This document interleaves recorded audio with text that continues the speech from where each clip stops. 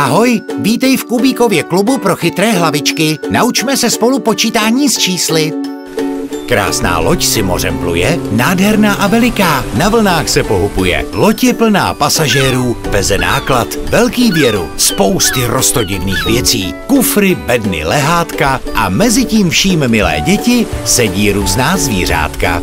S Kubíkem je poznávejte a pěkně je spočítejte. Jeden papoušek s každým skokem mrkne na tebe jedním okem. Dva velcí medvědi v sedě vezou si dva sledě. Tři malé myšky chtějí v sýru společně vykousat třetí díru. Čtyři paviáni dostali chuť na banány, svačinku jim nic neskříží, banány jsou taky čtyři. Pět žiraf, co spolu sedí, pokukuje na sousedy. Šest čuníků si brouká píseň, jak šesti pitíčky uhasí žízeň. 7 ponožek s větrem si pohrává, 7 kolíčků jim viset pomáhá.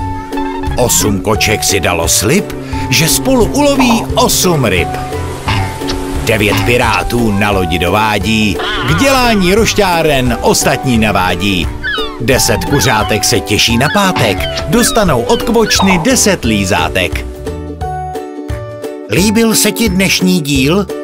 Tak klikni na tlačítko přihlásit se k odběru a o každém novém dílu se dozvíš mezi prvními.